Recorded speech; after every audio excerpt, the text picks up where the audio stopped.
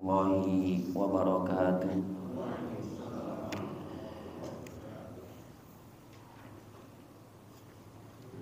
Alhamdulillahi rabbil alamin, wa bihi nasta'inu ala umurid dunya waddin.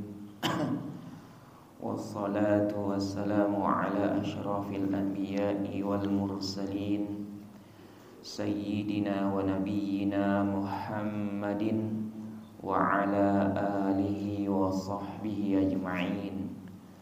Subhanaka la ilma lana illa ma 'allamtana innaka antal alimul hakim. Rabbi shrah li sadri wa yassir li amri wahlul 'uqdatam min lisani yafqahu qawli, amma ba'd. Jamaah kaum muslimin yang dimuliakan Allah Subhanahu wa taala, alhamdulillah kita bersyukur kepada Allah Subhanahu wa taala yang telah mengumpulkan kita kembali di majelis yang mulia ini untuk mengkaji kitab Al-Wabilus Shayyib, buah karya dari Al-Imam Ibnul Qayyim rahimahullahu taala. Dan semoga perkumpulan kita di pagi hari yang berbahagia ini menjadi perkumpulan yang diberkahi dan dirahmati Allah Subhanahu wa taala. Pembahasan kita masih berkaitan dengan perkara-perkara yang bisa merusak dan menghapuskan pahala suatu amalan, di mana sudah kita jelaskan bahwa perkara yang bisa merusak dan menghapuskan pahala suatu amalan ada dua. Ada yang bersifat umum, yaitu seluruh maksiat yang dilakukan oleh seorang hamba bisa menghapus pahala dari amalannya dan merusaknya. Ada yang bersifat khusus. Yang bersifat khusus ini ada perinciannya, sebagaimana nanti insyaallah ta'ala akan dijelaskan. Pada pertemuan sebelumnya kita sudah membaca keterangan dari Al-Imam Ibnul Qayyim rahimahullahu ta'ala, di mana beliau membawakan firman Allah Subhanahu wa ta'ala dalam surah Al-Hujurat ayat yang kedua, yaitu larangan untuk meninggikan suara di hadapan Nabi sallallahu alaihi wasallam, bersuara keras di hadapan Nabi sallallahu alaihi wasallam. Maka hal ini merupakan perkara yang tidak diperbolehkan dalam agama kita yang mulia ini, baik ketika Nabi sallallahu alaihi wasallam masih hidup maupun ketika Nabi sallallahu alaihi wasallam sudah meninggal dunia, yakni ketika kita berada di Masjid Nabawi. Di antara adabnya disebutkan oleh para ulama, kita jangan sampai meninggikan suara kita, bersuara keras, karena di sana ada makam Nabi sallallahu alaihi wasallam. Dan perbuatan seperti ini bisa menghapuskan pahala yang dilakukan oleh seorang hamba, pahala amalan yang dilakukan oleh seorang hamba. Dan Allah Subhanahu wa ta'ala di akhir ayat yang mulia ini berfirman, wa antum la tash'urun, dalam keadaan engkau ini tidak menyadari bahwa perbuatan tersebut bisa merusak dan menghapuskan pahala yang telah dikerjakan, pahala amalan yang telah dikerjakan tersebut. Kemudian Al-Imam Ibnul Qayyim rahimahullahu ta'ala berkata, fahadzara subhanahu al-mu'minina min hubuti a'malihim bil jahri li Rasulillahi sallallahu alaihi wasallam kama yajharu ba'duhum li ba'din. Allah Subhanahu wa ta'ala memberikan peringatan kepada orang-orang yang beriman dari terhapusnya amalan-amalan mereka disebabkan bersuara keras, meninggikan suaranya di hadapan Rasulullah sallallahu alaihi wasallam. Maksudnya bersuara keras dan meninggikan suara di sini bukan berarti berbicara kepada Nabi sallallahu alaihi wasallam, meskipun berbicara kepada siapa? Orang lain, teman kita. Tapi dengan cara apa? Meninggikan suara. Maka ini tetap dilarang. Apalagi kalau misalkan kepada Nabi sallallahu alaihi wasallam. Maka ini lebih besar lagi larangannya. Kepada orang lain, kepada teman kita saja, kalau kita misalkan ngobrol ya, atau misalkan ingin memanggil teman kita, dan hal itu dilakukan di depan makam Nabi sallallahu alaihi wasallam atau di area Masjid Nabawi, maka perbuatan tersebut dilarang. Perbuatan tersebut dilarang. Apalagi kalau misalkan hal tersebut ya dilakukan kepada Nabi sallallahu alaihi wasallam, maka lebih besar lagi larangannya. Allah Subhanahu wa taala memberikan peringatan kepada orang-orang yang beriman dari terhapusnya amalan-amalan mereka disebabkan bersuara keras di hadapan Rasulullah sallallahu alaihi wasallam. Sebagaimana ya, seperti sebagian kalian mengeraskan suaranya kepada di hadapan sebagian yang lainnya. Ya. Walaisa hadza biriddatin. Dan perbuatan seperti ini meskipun tidak menjadikan pelakunya itu murtad, tidak menjadikan pelakunya itu murtad, keluar dari agama Islam, bal ma'siyatun yahbutu bihal amal. Akan tetapi perbuatan ini adalah maksiat. Adalah maksiat yang dengan maksiat ini amalan seorang hamba akan dihapuskan pahalanya. Wa sahibuhu la yash'uru biha.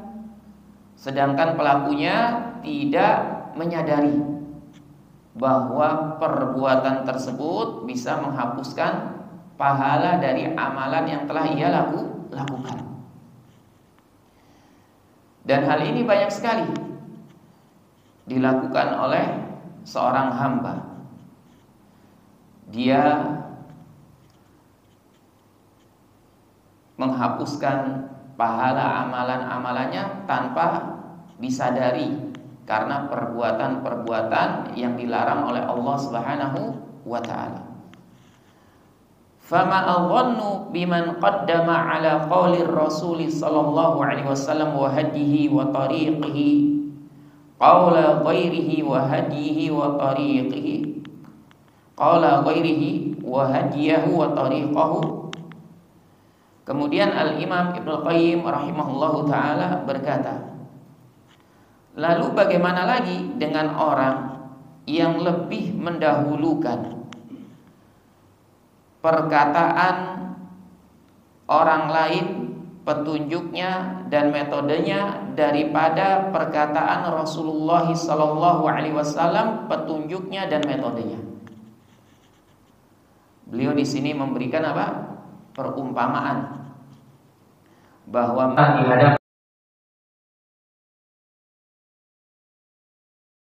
sebagian kita mengeraskan suara di hadapan sebagian yang lainnya bisa menghapuskan pahala suatu amalan.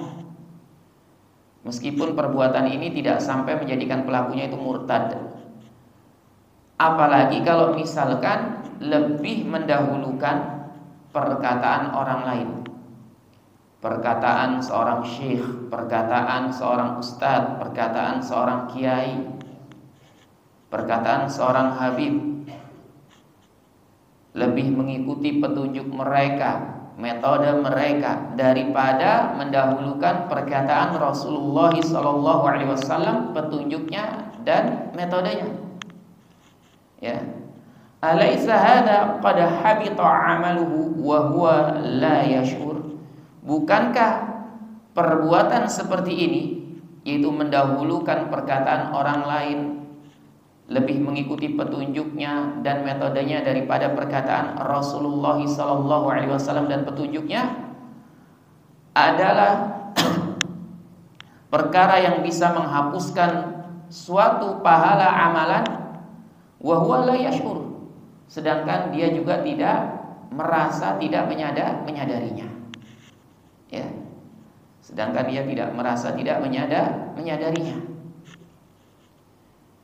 Sebagaimana hal ini sesuai dengan sabda Nabi sallallahu alaihi wasallam, "Man 'amila 'amalan laisa 'alaihi amruna fahuwa raddun."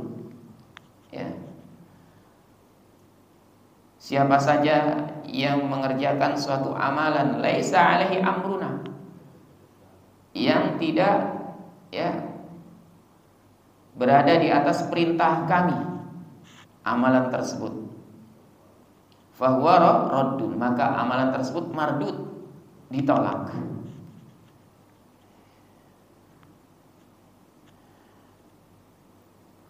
Wa min hadza qauluhu sallallahu alaihi wasallam. Ya. Dan yang seperti ini juga sebagaimana sabda Nabi sallallahu alaihi wasallam, "Man taraka shalatal 'ashri faqad habita 'amaluhu."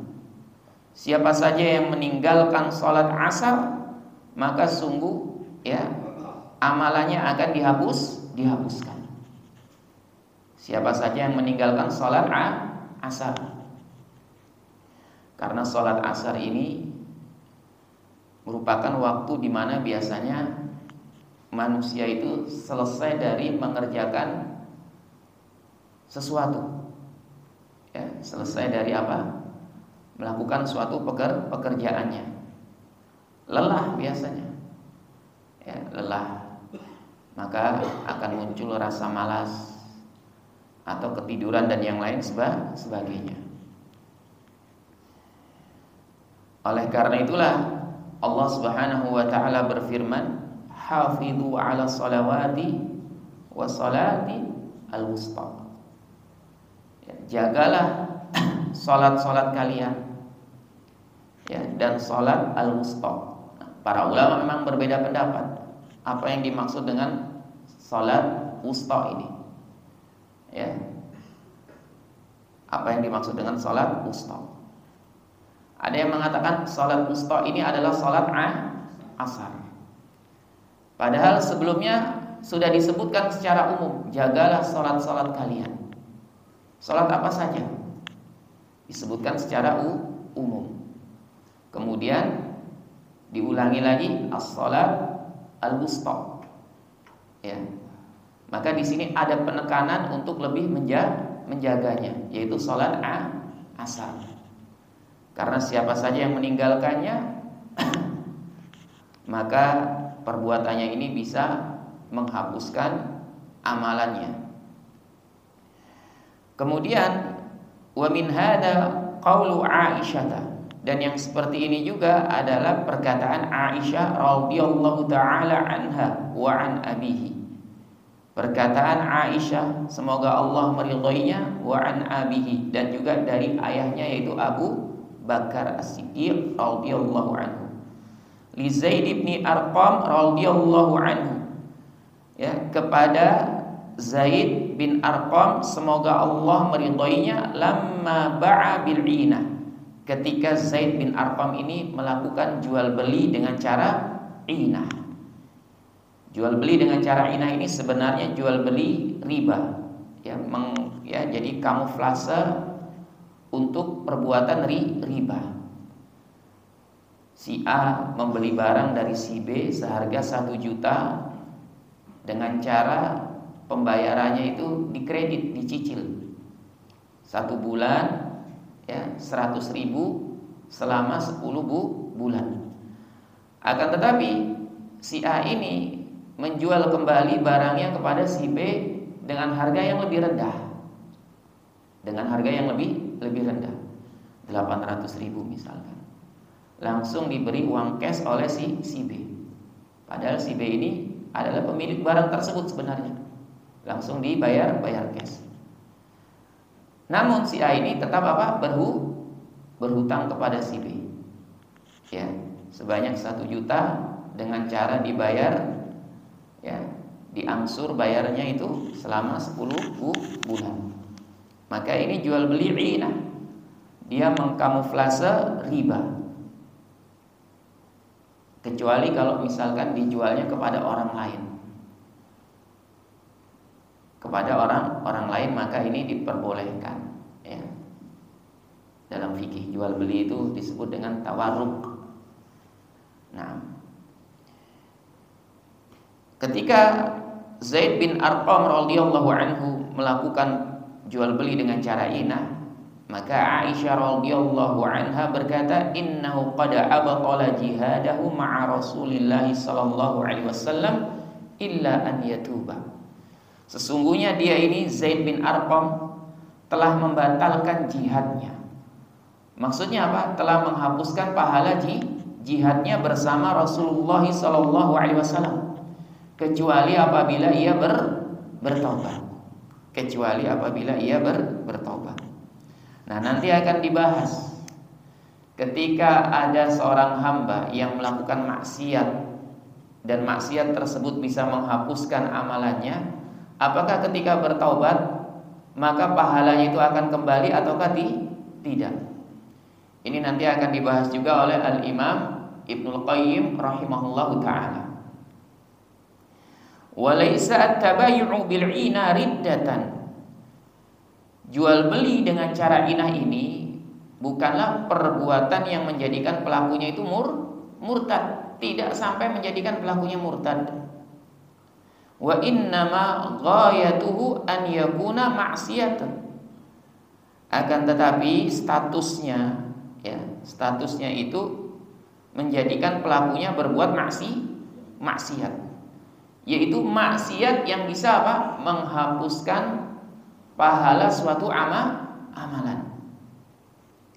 Fa ma'rifatu ma yufsidul a'mala fi waqti wuqu'iha wa yubtiluha wa yuhbituha ba'da wuqu'iha min ahammi ma yanbaghi an yufattisha 'alaihi al-'abd. Mengetahui perkara-perkara yang bisa merusak suatu amalan di waktu terjadinya, membatalkan amalan tersebut dan menghapuskan pahalanya setelah terjadinya, terjadinya min ahami ma yanbaghi an yufattisha 'alaihi al-'abd, merupakan perkara yang sangat penting yang seharusnya diperhatikan oleh seorang hamba. Seharusnya diperhatikan oleh seorang hamba. Ya. Tujuannya supaya seorang hamba itu tidak terjerumus dalam perbuatan maksiat tersebut atau perbuatan yang bisa menghapuskan amalannya. Ya. Sama seperti mempelajari nawaqidul Islam, pembatal-pembatal keislaman. Tujuan utamanya bukan berarti untuk kita itu memvonis seseorang itu kufur, murtad dan yang lain sebagainya. Ada tujuan yang lebih penting dari itu, yakni supaya kita ini tidak terjerumus ke dalam pembatal-pembatal keislaman. Ya, tidak terjerumus ke dalam pembatal-pembatal keislaman. Sebagaimana Hudzaifah bin Yaman radhiyallahu anhu pernah berkata bahwa sahabat Nabi sallallahu alaihi wasallam semuanya itu bertanya tentang sesuatu hal yang baik. Tapi Hudzaifah bertanya sesuatu hal yang Yang jelek, yang buruk. Kenapa? Makhafatan, karena beliau khawatir terjerumus ke dalam perbuatan tersebut. Ya. Khawatir terjerumus ke dalam perbuatan tersebut. Wa yahrisu ala amalihi wa yuhadhdhirahu. Dan seorang hamba itu harus Harus bersungguh-sungguh memperhatikan amalannya dan menjauhi perbuatan-perbuatan yang bisa merusak amalannya. Jangan sampai kita menjadi orang yang merugi, melakukan apa?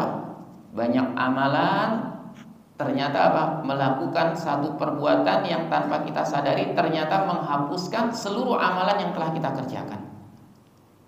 Ya. Meskipun perbuatan atau kebaikan yang kita lakukan ini bisa apa? Bisa ya menghapuskan keburukan-keburukan yang kita lakukan.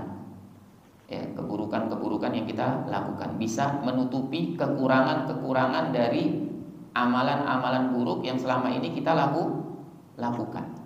Sebagaimana Allah Subhanahu wa taala berfirman, "Innal hasanat yudhibnas sayyi'at." Sesungguhnya kebaikan itu bisa menghapuskan suatu keburukan. Nabi sallallahu alaihi wasallam juga bersabda, "Wa atbi'is sayyi'atal hasanata tamhuha." Dan iringilah perbuatan buruk dengan kebaikan, karena kebaikan tersebut akan menghapuskan ya perbuatan buruk tersebut.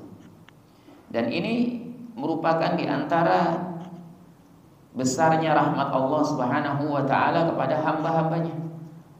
Karena mengetahui bahwa hamba-hambanya ini merupakan makhluk yang lemah, yang tidak terluput dari dosa. Ya. Ada suatu ungkapan, bumi mana yang tak kena hujan. Begitu juga manusia mana yang tidak berbuat dosa, kecuali para nabi dan rasul. Setiap hamba pasti melakukan suatu dosa. Kullu bani Adam khata'. Maka di antara bentuk rahmat Allah Subhanahu wa taala kepada hamba-hambanya, menjadikan setiap perbuatan baiknya itu bisa apa?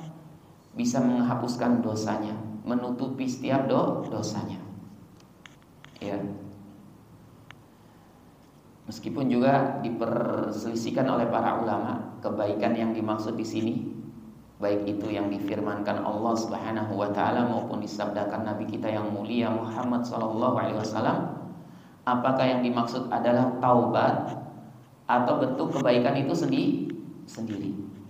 Oleh karena itu Al-Imam An-Nawawi rahimahullahu taala ketika menjelaskan hadis yang mulia ini, beliau apa?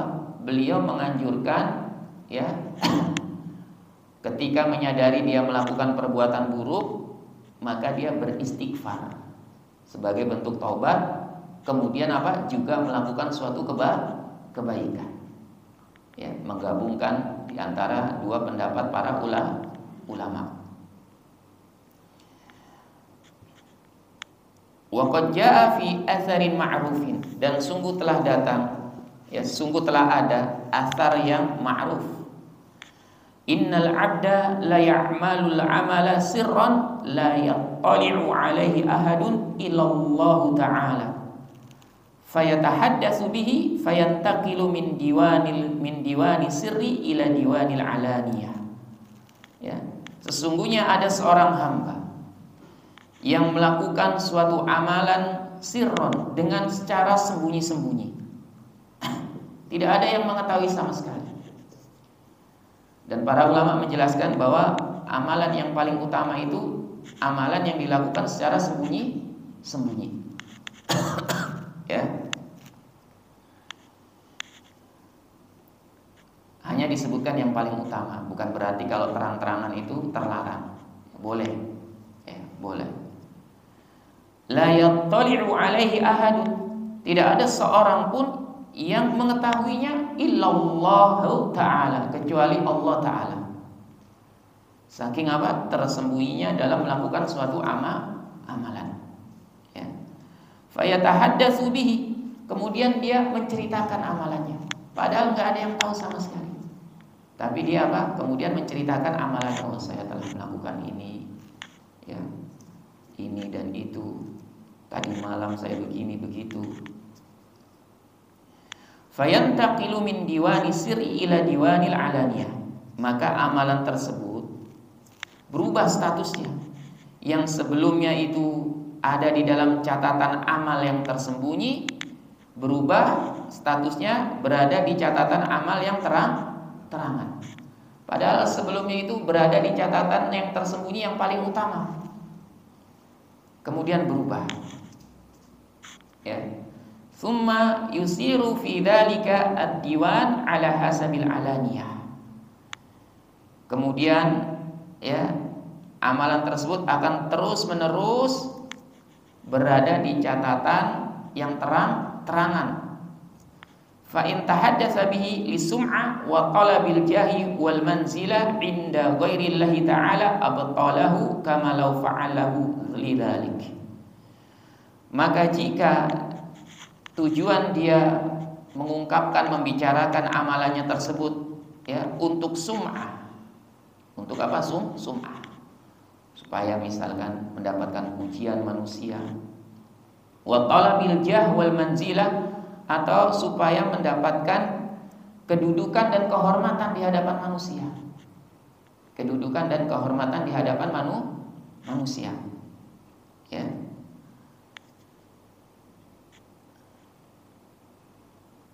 Abtalahu kama law fa'alahu dzalik. Maka perbuatannya ini bisa membatalkan amalannya tersebut, ya. Sebagaimana ia melakukannya itu memang tujuannya untuk selain Allah Subhanahu wa taala. Athar ini diriwayatkan oleh Al-Imam Al-Baihaqi dalam Syu'abul Iman, ya, dari hadis Abu Darda, ya. Dan disebutkan di sini sanadnya ini dhaif. Sanadnya apa? Dhaif. Oleh karena itu di antara ulama seperti Al-Imam As-Suyuti rahimahullahu taala. Adapun kalau ulama di zaman ini adalah Syekh Saleh Al-Syekh hafizahullahu taala. Beliau-beliau ini menjelaskan bahwa riya setelah beramal itu tidak akan mempengaruhi ya amalan tersebut, tidak sampai membahayakan amalan tersebut. Ya.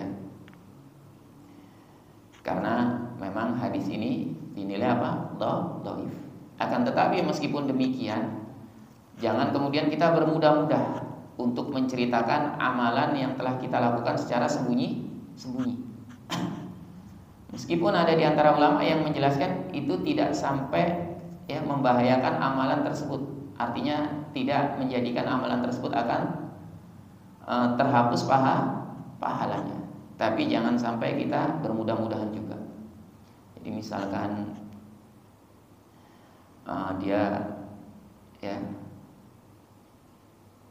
tadi malam misalkan sholat tahajud, kemudian ngobrol-ngobrol, oh iya tadi malam saya bangun gini. Ya. Nah ini ada yang menjelaskan tidak membahayakan amalan tersebut, tapi jangan sampai menjadikan kita bermudah-mudahan. Ya, gampang cerita segala sesuatu amalan yang telah kita lakukan secara tersembunyi, supaya amalan itu kedudukannya tetap menjadi amalan yang paling utama dan juga menjaga keikhlasan kita kepada Allah Subhanahu wa taala. Ya. Fa in qila, jika ada yang bertanya, fa idza taba hada hal ya'udu ilaihi thawabul amal. Jika ada yang bertanya, apabila ya hamba yang telah melakukan hal ini, yaitu melakukan sesuatu hal maksiat yang menjadikan amalannya tersebut terhapus, ya. Dia ini bertobat. Dia bertobat. Apakah pahala amalannya itu akan kembali lagi?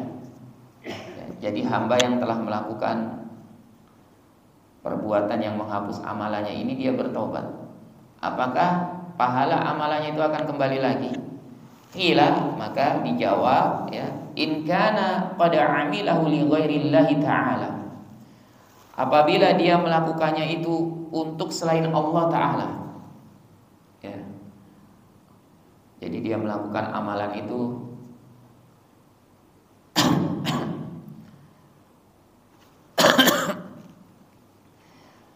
ya, dia melakukan amalan yang tersembunyi, kemudian dia ceritakan. Ya, dia ceritakan. Terus dia bertaubat.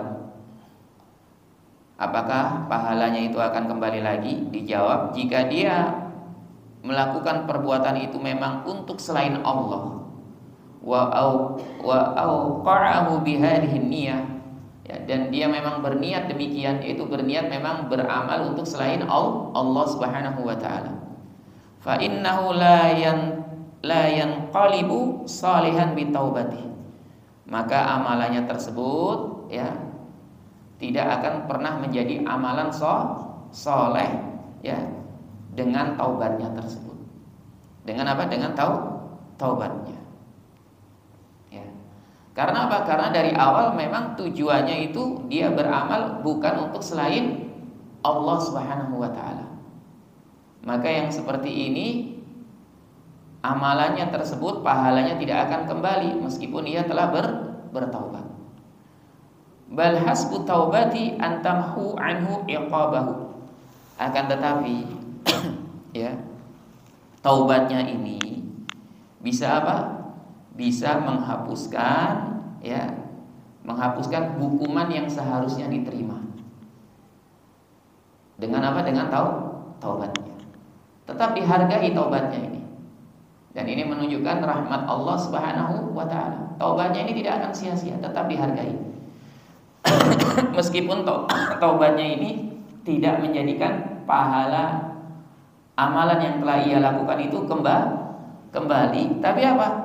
Tapi setidaknya dengan taubatnya ini ia tidak dihukum oleh Allah Subhanahu wa taala karena perbuatan riyanya tersebut, atau perbuatan sum'ahnya tersebut, atau perbuatan syirik kecilnya tersebut. Ya, setidaknya apa? Tidak menjadikan dia dihukum. Jadi nggak ada yang sia-sia, nggak ada yang sia-sia. Ya. Meskipun pahalanya itu nggak kembali. Fayasiru lahu wala alaihi, maka amalannya itu, ya, tidak bisa membawa manfaat untuknya, tapi juga tidak mencelakakan dirinya. Ya, tapi tidak apa mencelakakan dirinya. Jadi dianggap apa? Nol. Ya. Dianggap apa? Dianggap nol amalannya tersebut. Tidak memberikan manfaat, juga tidak mencelakakannya. Tidak mencelakakannya karena apa? Karena taubatnya, sehingga ia tidak dihukum, tidak diadab. Kalau dia tidak bertaubat, maka apa? Maka perbuatannya ini, ya, amalan yang dilakukan dengan riya dan sum'ah ini bisa apa? Bisa menambah keburukan dan menjadikan dia dihukum. Wa amma in amilahu lillahi ta'ala khalisan. Adapun jika dia beramal kepada Allah Subhanahu wa taala dengan ikhlas, summa 'arada lahu 'ujubun wa riya'un, kemudian, ya, muncul padanya sifat ujub dan riya. Jadi dia niat di awalnya itu ikhlas karena Allah. Dia benar-benar berusaha menjaga agar amalannya ini ikhlas. Tapi ternyata dikalahkan oleh apa? Oleh bisikan syaitan dan hawa nafsunya. Hingga muncul apa? Muncul ujub dan riya. Au tahaddatsa bihi, atau dia apa? Dia menceritakan amalannya tersebut kepada orang lain, padahal sebelumnya dilakukan secara diam-diam. Kemudian dia ceritakan, ya, saya tadi malam tahajud, masya Allah, khusyuk banget, ya, sampai saya menangis bercucuran air mata. Oh, rasanya nikmat banget. Dia ceritakan, ya. Dia ceritakan.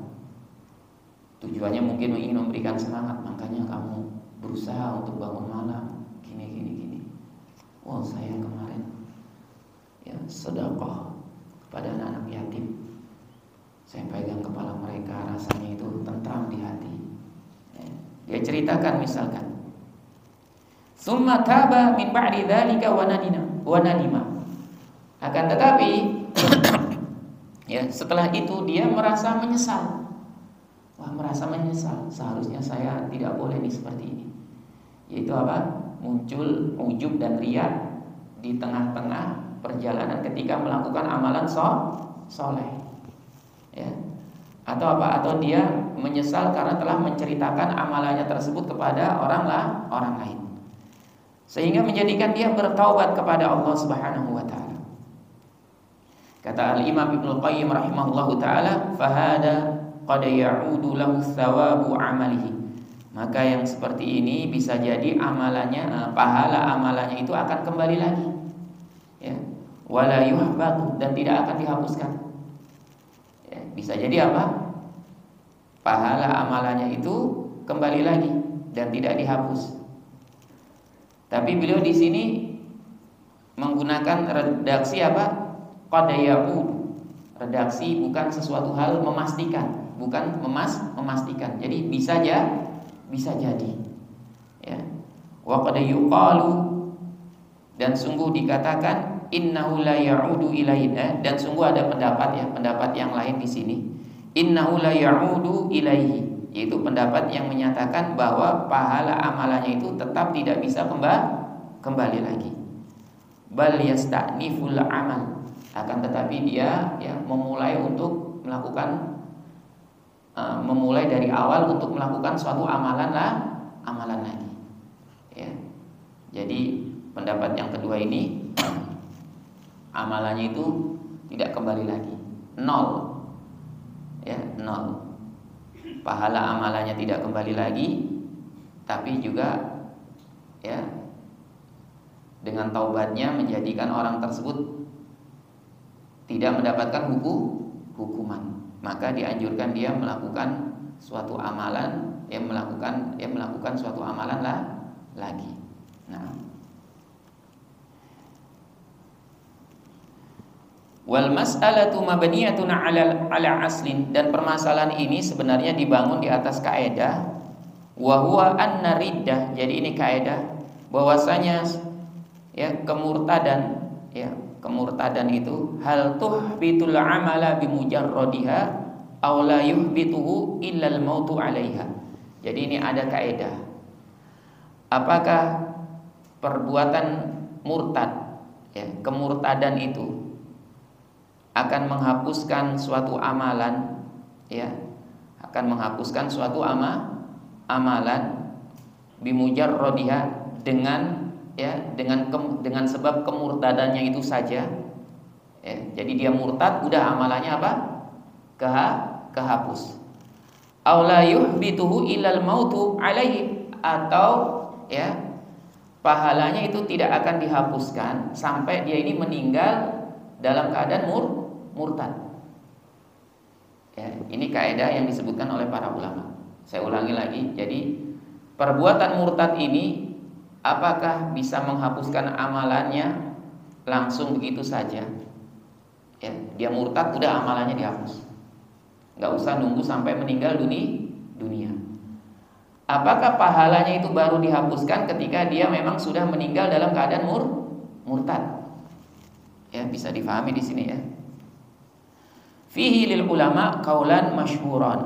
Maka ada dua pendapat yang masyhur dari para ulama tentang permasalahan ini. Wa huma riwayatani 'anil Imam Ahmad radhiyallahu anhu. Dan dua pendapat ini ada dua riwayat dari Imam Ahmad radhiyallahu anhu tentang permasalahan ini. Fa in qulna, jika kita katakan tuhbitul amala binafsiha, amalan itu akan hilang, akan dihapuskan, cukup dengan apa?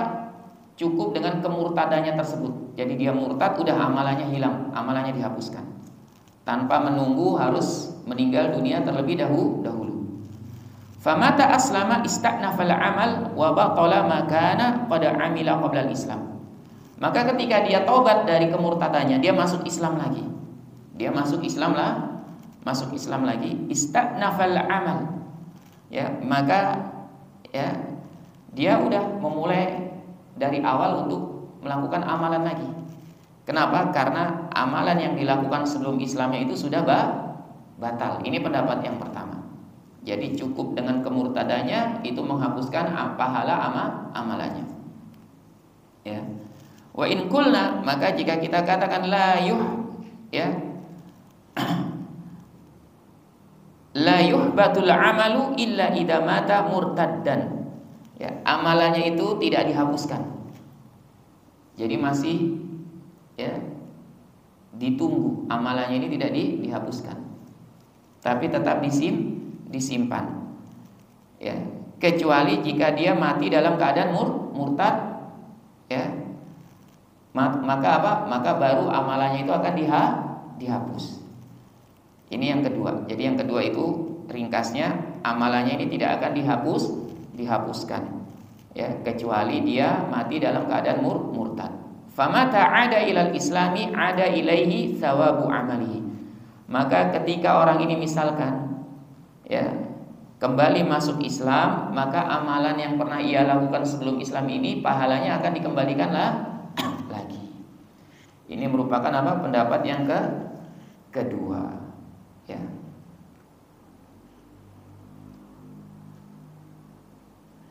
Wa hakadzal 'abdu idza fa'ala hasanatan thumma fa'ala sayyi'atan tuhbituha thumma taba min tilka sayyi'ah hal ya'udu ilaihi thawabu tilkal hasanah al-mutaqaddimah yukharriju ala hadzal asl. Demikian juga kata beliau, jika ada seorang hamba yang melakukan kebaikan, kemudian dia melakukan keburukan, yang keburukan itu bisa menghapuskan amalan kebaikannya, kemudian ia bertobat, ya, dia bertobat, apakah amalannya itu akan kembali lagi?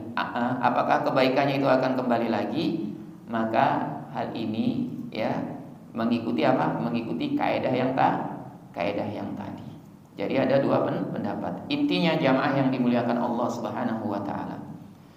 Ya, meskipun ada pendapat kalau misalkan bertobat nanti pahalanya kembali lagi, tetap kita harus berhati-hati untuk menjaga amalan kita ini agar tidak dihapuskan pahalanya oleh Allah Subhanahu wa taala sedangkan kita tidak menyadarinya.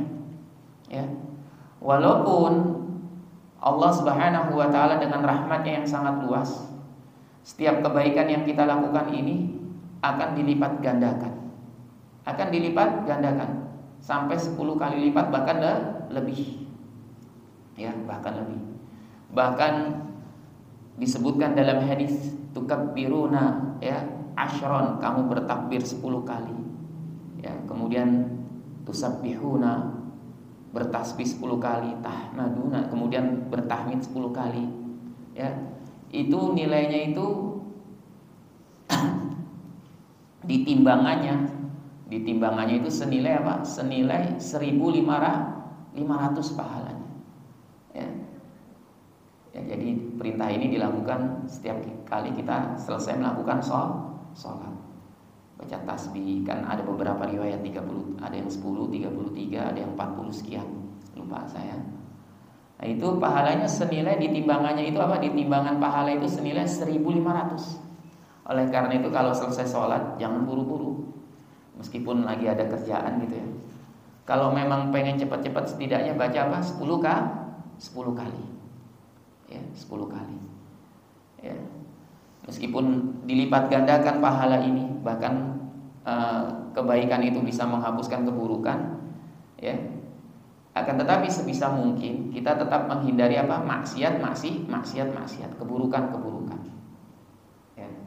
Tentu kain yang putih itu tidak sama dengan kain yang penuh noda, walaupun nanti dicuci bersih lagi. Tapi nggak sama dengan kain yang memang putih bersih dari awalnya. Ya. Dan ini merupakan perkara yang lebih baik. Jadi kita nggak meremehkan nanti juga kalau berbuat kebaikan dihapus ini. Ya, ini terlalu pede. Ya, iya kalau kebaikannya diterima.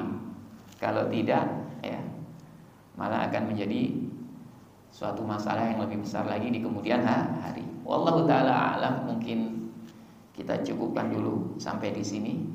Ya. Insyaallah taala kita lanjutkan di pertemuan yang akan datang. Semoga perkumpulan kita ini, ya, majelis kita majelis yang dirahmati Allah Subhanahu wa taala dan diberkahi, Dan semoga dengan majelis ini Allah Subhanahu wa taala mengampuni dosa-dosa kita semua. Wabillahi taufiq wal hidayah. Subhanakallahumma wa bihamdik asyhadu an la ilaha illa anta astaghfiruka wa atubu ilaik. Wassalamualaikum warahmatullahi wabarakatuh.